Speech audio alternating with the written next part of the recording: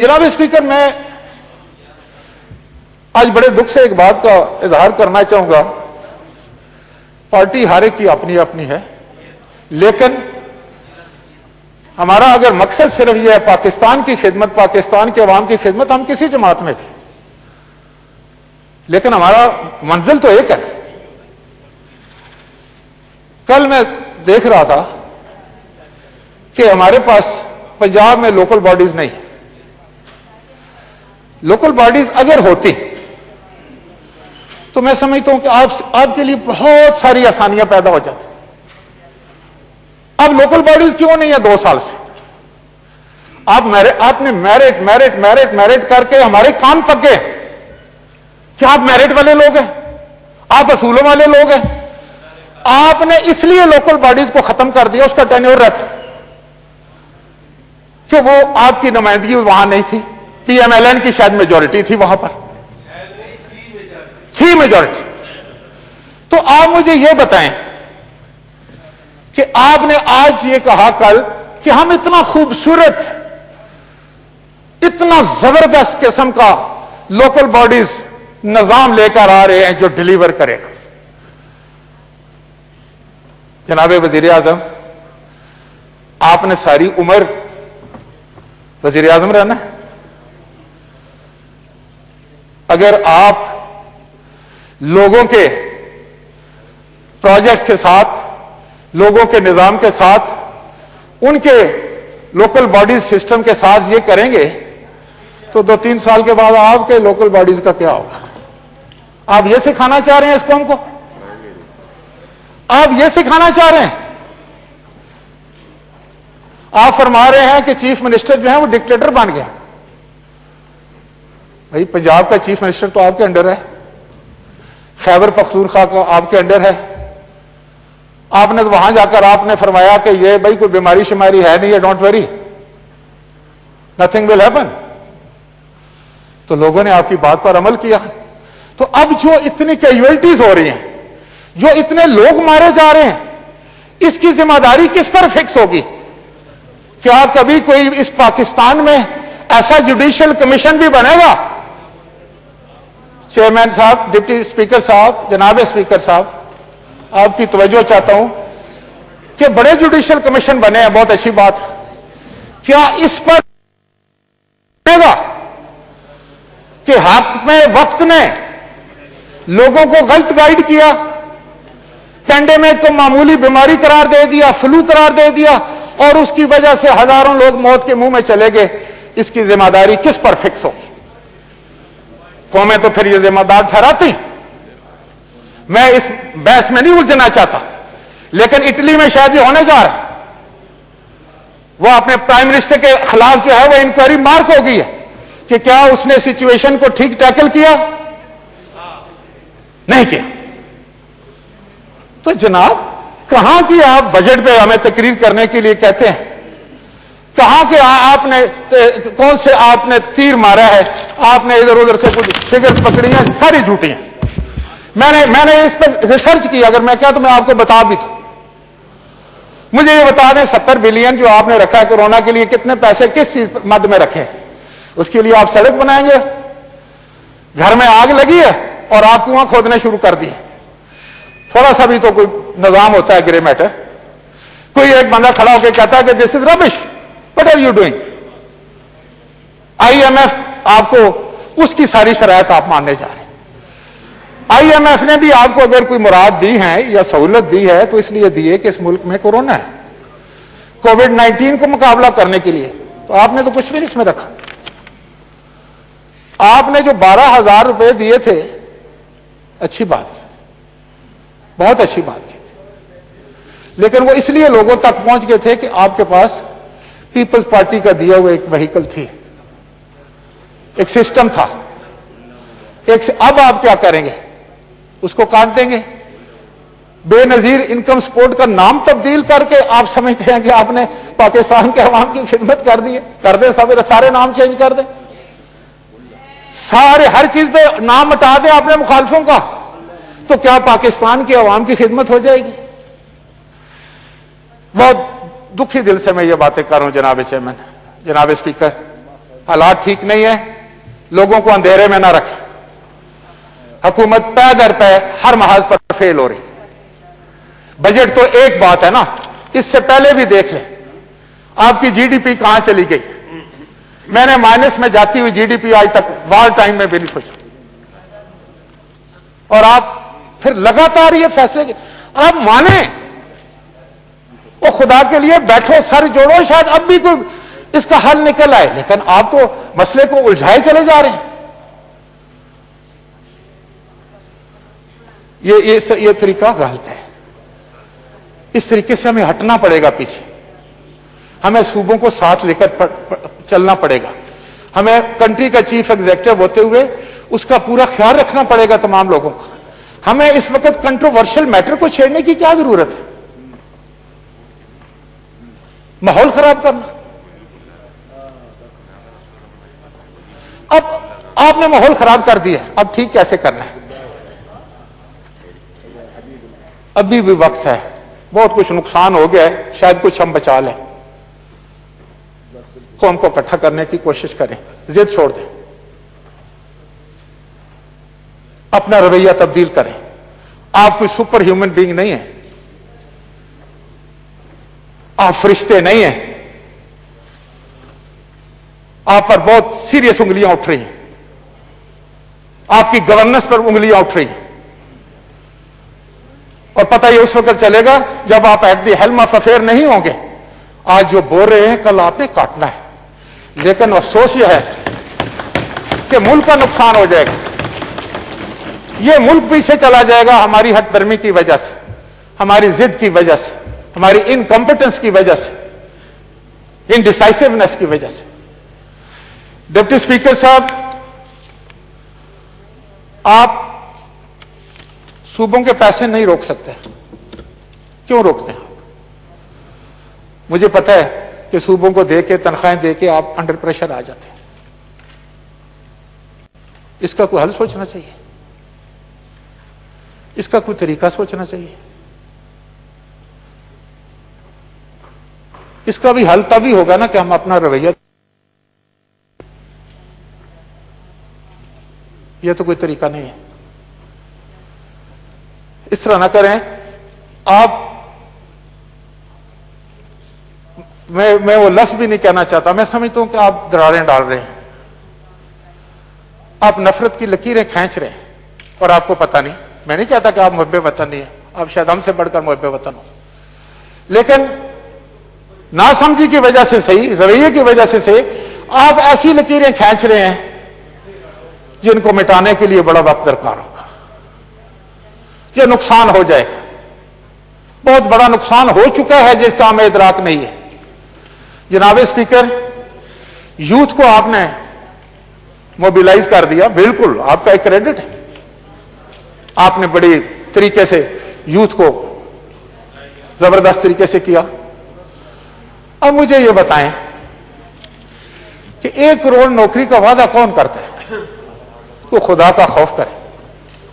50 लाख घरों का वादा, मेरे भाई चीमा साहब बैठे, is trying hard, very hard working person, I know him since many years, since decades. Hard working है, मेहनती है, ईमानदार। लेकिन क्या आप 50 लाख घर बना लेंगे? ये आपका तो वो हिसाब है कि पल्ले नहीं तेला कभी मेला मेला। अवाम को आप बेवकूफ बनाए जा रहे हैं। अवाम को आप, कल किसी ने माजरत के साथ, मैं इस बात के बहुत सख्त खिलाफ हूं कि प्राइम मिनिस्टर के लिए कोई तज़ीक का लफ्ज इस्तेमाल करे। वो उस ऑफिस की इज्जत और तौकीर है, इस मुल्क की। लेकिन कल एक बंदे ने 2 तस्वीरें बनाई हाजा साहब, और उसने कहा कि मियां वाली में 2 नवाब गुजरे हैं। 2 नवाब, एक नवाब गुजरे, एक हैं। जो नवाब गुजरे हैं उनका नाम था नवाब कालाबाग, और जो नवाब हैं उनका नाम है नवाब सब्ज़बाग। तो सब्ज़बाग ना दिखाएं, हकीकत दिखाएं लोगों को। अबाई साहब, आई नीड योर। तो जनाब स्पीकर, आपने ये कहा बड़े फख्र से कि लोगों को मत निकाले नौकरियों से, हम आपको लोन देंगे बड़े सस्ते, बड़े थोड़े इंटरेस्ट पर देंगे और आप अपने लोगों को तनख्वाहें देते रहें और बाद में हमें अदा कर देना। क्या ये बात हुई है जनाब? मुझे बताया जाए कि कितने एंटरप्रेन्योर्स को स्टेट बैंक ने लोन दिया है या किसी बैंक ने दिया। मेरे पास रिकॉर्ड है, लोग मेरे पास आए हैं, कहते हैं हमने अप्लाई किया है, तो वो आ गए हमारे पास और उन्होंने इतना लंबा प्रोसीजर बताया, इतना लंबा प्रोसीजर बताया कि हम तो 4 साल वो प्रोसीजर ही नहीं मुकम्मल कर सकते। तो ये क्या धोखा है? ऐलान कर देना, फिर आप नहीं देखते क्या हो रहा है। आपने ऐलान कर दिया कि हमने कंस्ट्रक्शन सेक्टर को पता नहीं 4 चांद लगा दिए, क्या हुआ है? आप मुझे परमिशन लेकर दें या 25 स्टोरी का, कोई नहीं देता। मतलब आपकी कोई बात शायद हुकूमत के जो कारिंदे हैं, जो ब्यूरोक्रेसी है, जो सिस्टम है, उसमें उससे मुताबिकत नहीं रखती, शायद कहीं तो फॉल्ट है। देखें, हुकूमत जो है ना, वो एक मुश्किल काम है। इस मुल्क में हुकूमत करना कोई मामूली बात नहीं है। जनाब स्पीकर साहब, जैसे वो टाइट रोप पर वो बांस लेके चलता है ना 2 बड़ी ऊंची बिल्डिंगों के दरमियान कोई शख्स, इस तरह प्राइम मिनिस्टर को चलना पड़ता है इस मुल्क में, फिर जाकर हुकूमत चलती है, फिर जाकर आप डिलीवर करते हैं। इल्जामात लगाएं, हम आप पर लगाएंगे। मैं कहता हूं अपने लोगों को मत लगाएं इन पर इल्जाम। मैं तो नहीं लगाता किसी पर। अपना रवैया दुरुस्त करें, अपना रास्ता दुरुस्त करें, अपनी समत ठीक करें। जनाब स्पीकर, मैं ज्यादा टाइम नहीं लेना चाहता कि आज जुमे का दिन है और दोस्तों ने भी बात करनी है। आखिर में मैं 2 बातें बड़ी अहम है मेरे हल्के के बारे में और मुझे स्पेशल कहा गया है। एक तो कौमी नौयत का है।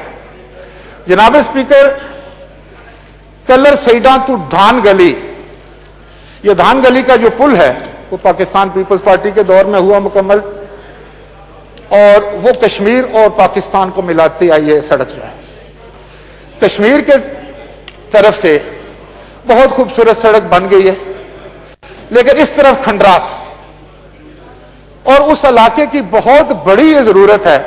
ये दोनों, कश्मीर की भी और पाकिस्तानियों की भी, और ओवरसीज पाकिस्तानियों के जिनका हम बहुत दिन से मोहब्बत करते हैं, इधर बैठे हुए लोग भी और उधर भी, उनकी ये रिक्वायरमेंट है कि इस सड़क को हंगामी बुनियादों पर 2 रवैया किया जाए और इसको कश्मीर के साथ में लाया जाए, ताकि दोनों इलाकों के दरमियान जो है ये सड़क जो है वो आमदोरफ्त के लिए सूदमंद साबित हो सके।